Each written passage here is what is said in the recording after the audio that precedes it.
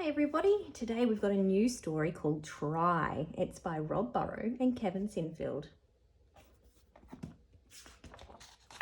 Try. This is Rob and this is Kevin. They play games together, laugh together and go to school together. They have lots of other friends, but Rob always has Kevin and Kevin always has Rob. One day, Rob and Kevin were in their classroom. "Hello everyone," said their teacher, Mrs. Phelps. "Today, I'd like you all to think about heroes. Who is your hero?" Everyone started talking at once until Miss Phelps clapped her hands. "You have until after playtime to pick someone, but let's start by talking about what might make someone a hero. Who wants to go first?" Rob kept very still and quiet. He didn't like talking in class. "Heroes catch bad guys," shouted Jazz. "And they have big muscles," says Ezra. "You can only be a hero if you save people from fires," Cal called out. "Heroes live in space," said Elsie, "and aren't scared of anything." At playtime, everyone carried on talking about heroes. "I already know who my hero is," said Kevin. "The captain of the Roaring Bears rugby team. He's a really fast runner and he has a huge kick, so he's definitely a hero." "Who's your hero, Rob?" Kevin asked. But Rob wasn't sure. Did a hero have to be all the things that everyone was talking about? "Maybe talking to other people about their heroes will help you decide," said Kevin. So they headed towards Elsie, who asked her who her hero was. But on the way, they spotted Cal. He looked really upset. Rob ran over and asked him what was wrong. "I tripped over, but I'm not crying," said Cal. "It would be all right if you were, though," said Rob. "Sometimes I cry when I hurt myself. Everyone does." Cal took a deep breath. "My knee really hurts," he said, and a tear slid down his cheek. Rob and Kevin sat with Cal until his knee stopped hurting. Kevin looked over at his friend. Rob was so good at helping people.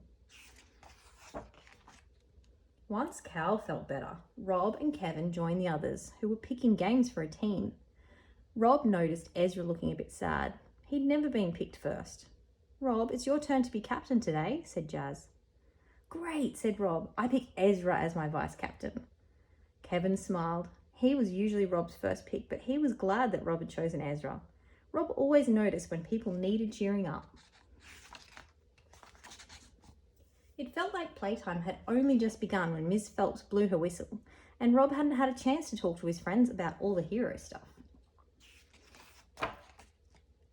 While everyone was hanging up their coats, Rob worried about not knowing the answer to Miss Phelps' question.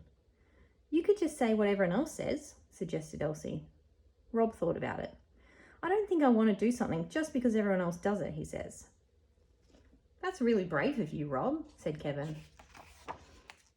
"Okay, everyone," said Miss Phelps, when they were all back at their tables. "Who's ready to tell me about their hero?" Rob looked at the ground and hoped he wasn't chosen first. "I am," called a voice. It was Kevin. "My hero is someone brave, strong, and kind. He talks about his feelings, tries to make things better for everyone, and always does what he thinks is right. My hero is Rob." Rob's head shot up. He couldn't believe that Kevin had chosen him instead of the captain of the Roaring Bears. It was then that Rob realised, you don't need big muscles to be a hero. You don't need to be the fastest or the tallest or any of those things. Kevin had shown him that. A hero can be someone who helps people try. Rob realised and kept trying, even though they're scared. So even though he definitely was scared, Rob suddenly knew he wanted to try something right now. He stood up. "My hero is Kevin," he said proudly, "because heroes help people feel like they can do anything." "Great," said Miss Phelps. Then she asked the class, "So do we all have what it takes to be a hero?" So them all putting their hands up. "Yes," they cheered. "Yes, we do." You can see this, we've got who is your hero, and they're putting up photos of their family.